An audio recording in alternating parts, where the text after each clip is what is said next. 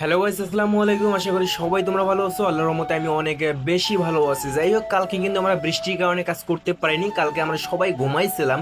শুধু আমরা ঘুমাইছিলাম তা না, আমাদের যে রড মিস্ত্রি বাইরে ছিল সবাই আমরা, মানে আমাদের প্রজেক্টের যে লোকগুলো ছিল সবাই আমরা কিন্তু কালকে বৃষ্টির কারণে কাজ করতে পারিনি। তো আজকে কিন্তু আমরা কাজে উঠে গেছি। আজকেও যদিও মানে দিনের অবস্থা আমার একটা ভালো না, যখন তখন বৃষ্টি আসতে পারে। যাই হোক, আমি এদিকে হচ্ছে যে গাঁথনি শুরু করবো, এদিকে আবার লিন্টন ঢালাই দেওয়া বাকি আছে এগুলা।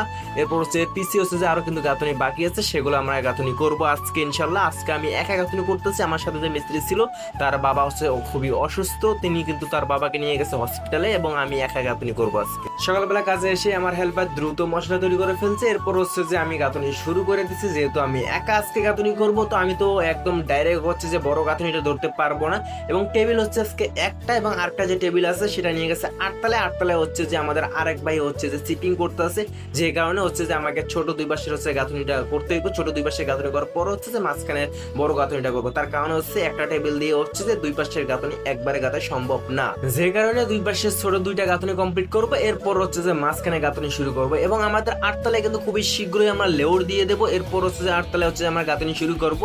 আমরা জাস্ট ইট তোলার অপেক্ষা করতেছি, ইট তোলার লোক পাইতেছি না। ইট তুললে হচ্ছে যে আমরা আটতলায় লেউর দিয়ে কিন্তু আটতলায় আমরা গাঁথনি শুরু করতে পারবো ইনশাআল্লাহ। বর্তমানে আমি ছয়তলায় লিন্টনের উপরে গাঁথনি করতেছি, এবং সাততলায় কিন্তু অনেক গাঁথনি বাকি আছে। এবং আমাদের নিচে যে ইটগুলো আছে, ইটগুলো যে উপরে তুলে হচ্ছে যে আটতলায় লেউর দেবো এবং সাততলায় যে গাঁথনি শুরু করবো, মানে সেটা পারতাছি না। তার কারণ হচ্ছে ইটগুলো অনেক ভিজে গেছে, যেহেতু 2 দিন ধরে বৃষ্টি হচ্ছে, বৃষ্টির কারণে ইটগুলো ভিজে গেছে। এই কারণে হচ্ছে যে সর্দাররা মানে আইসে হচ্ছে যে ইটগুলো তুলতে চাচ্ছে না। তারা বলতেছে আজকে যাবো নয়তো বা কালকে যাবো, এই বলে হচ্ছে যে 2-3 দিন ধরে যে তারা আসতেছে না, প্লাস ইটও তুলতে পারতেছে না, এবং আমরা কাজও শুরু করতে পারতেছি না তেমন একটা। সত্যি কথা বলতে ভাই, এই জায়গায় ইট না থাকার কারণে আমাকে একা গাঁথনি করতে হচ্ছে। যদি ইট থাকতো হয়তো বা আরো 2-1 জন বাড়াই দিত এই জায়গায়, যেহেতু ইট নাই। বর্তমান 6তলায় কিছু ইট আছে, আজকে আর হয়তো বা কালকে পর্যন্ত আমার কাজের হচ্ছে যে ইট আছে। এরপর কিন্তু আর আমারও কাজের ইট থাকবে না, তখন কিন্তু আমাকে অন্য সাইডে কাজ করতে হইব। এই সাইডে যদি কালকের মধ্যে যদি ইট না তোলে, তাহলে এই জায়গায় হচ্ছে যে কাজ বন্ধ থাকবে, টোটালি রাজের কাজ। সবাই একটু বেশি করে দোয়া করবেন, যাতে কালকের মধ্যে কন্ট্রাক্টর সাহেব যেমনি হোক যাতে ইট তুলতে পারে। ইট না তুলতে পারলে ভাই অন্য জায়গায় কাজে যাইতে হবে ভাই। এই সাইড ছেড়ে অন্য সাইডে কাজ করতে গেলে তেমন একটা আমার ভালো লাগে না। যাই হোক ভাই,